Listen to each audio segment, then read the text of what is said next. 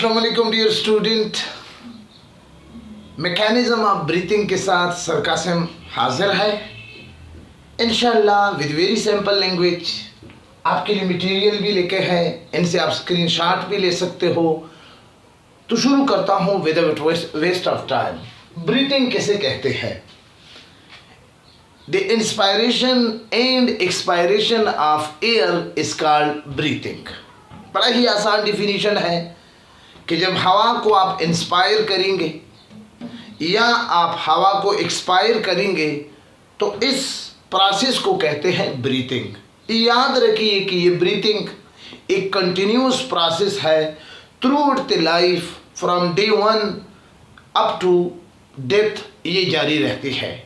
Normal breathing time 1 minute में 15 से 20 time, या सेकेंड ईयर के बायोलॉजी के कोर्स के मुताबिक 12 से 15 टाइम, जबकि एक्सरसाइज के दौरान ये 30 से 40 तक टाइम तक पहुंच जाती है। याद रखिए कि breathing prokaryote, eukaryote all kind of organism में जारी रहती है। ब्रीथिंग एक कंटिन्यूस प्रोसेस है और ये पूरी लाइफ जारी रहती है। ब्रीथिंग के 2 स्टेजेस है, एक इंस्पायरेशन है और दूसरा एक्सपायरेशन है। आपके सामने मैंने इंस्पायरेशन, जिसको हम इनहेलेशन कहते हैं। अब इंस्पायरेशन का क्या डिफिनीशन है? The intake of air is called inspiration. अब यहाँ पर क्या होगी? सबसे पहले volume of chest cavity increase. Inspiration में चेस्ट कैविटी का वॉल्यूम इजाफा हो जाता है। ये चेस्ट कैविटी है, ये बड़ी हो जाती है। क्लियर? और जब चेस्ट कैविटी यानी चेस्ट कैविटी इंक्रीज हो जाती है, चेस्ट कैविटी चेस्ट कैविटी जब इंक्रीज हो जाती है तो लंग्स के अंदर, ये लंग्स है, लंग्स के अंदर प्रेशर कम हो जाता है। लंग्स के अंदर प्रेशर कम हो जाता है। ये क्यों हो जाता है?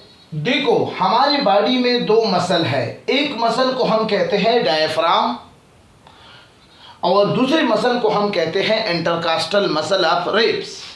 जी, तो दोनों मसल जब कंट्रैक्ट हो जाते हैं तो रिब केज एक्सपेंड हो जाते हैं, ये रिब केजेस हैं, और डायफ्राम प्लेट हो जाता है, यानी डोम शेप से क्या हो जाता है? प्लेट, जिसकी वजह से ये चेस्ट कैविटी इंक्रीज हो जाती है वॉल्यूम इसका, और लंग्स के अंदर प्रेशर ऑफ गैस कम हो जाता है।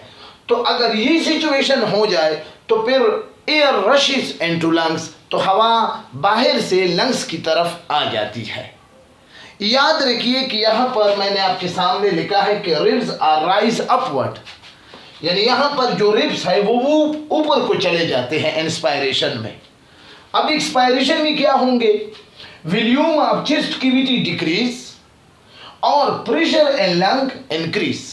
लंग्स के अंदर प्रेशर इंक्रीज हो जाता है और चेस्ट कैविटी का वॉल्यूम कम हो जाता है जब डायफ्राम और इंटरकास्टल मसल ऑफ रिब्स, ठीक है ना, यानी रिब्स के दरमियान जो मसल होंगे उसको हम कहते हैं इंटरकास्टल मसल, और डायफ्राम मस्कुलर लेयर है जो लंग्स के नीचे है। A muscular layer which is present below the lungs between thoracic and abdominal cavity, उस मस्कुलर लेयर को हम कहते हैं डायफ्राम। तो डायफ्राम और इंटरकास्टल मसल ऑफ रिब्स जब रिलैक्स हो जाते हैं तो रिब केज क्या हो जाता है? वो एक्सपेंड नहीं हो जाते बल्कि वो जम जाते हैं और डायफ्राम डोम शेप इख्तियार कर लेते हैं, ये डोम शेप।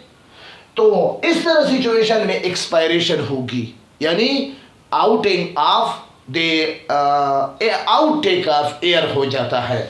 याद रखिए कि इंस्पायरेशन एक्टिव प्रोसेस है, इसमें एनर्जी के जोर पर ये होगी, और एक्सपायरेशन पैसिव प्रोसेस है, यानी विदाउट एनर्जी पॉसिबल है। ये मैंने आपके लिए मैकेनिज्म पैराग्राफ की शक्ल में लिखा है और ये इन दोनों के दरमियान डिफरेंस को लिखा है।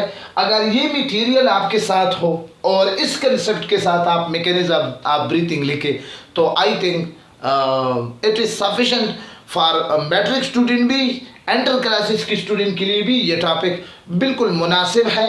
एग्ज़ाम मटेरियल भी लिखे हैं, डायग्राम भी बनाए हैं, सब कुछ। ये चेस्ट कैविटी है, ये लंग्स है, ये रिब केज है और ये डायफ्राम है। ये 4 चीज़ें इसमें आपको एक्सप्लेन करनी होंगी ब्रीथिंग को।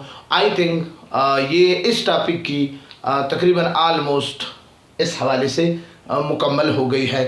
अपनी दुआओं में याद रखिए, इंशाअल्लाह बिल्कुल टू द कोर्स के मुताबिक हम point to point, topic to topic हम आपके लिए एक्सप्लेनेशन इस तरह लाते रहेंगे। आप हमारे साथ रहे, स्टे विद अस, इंशाअल्लाह see you again with very soon. Thank you.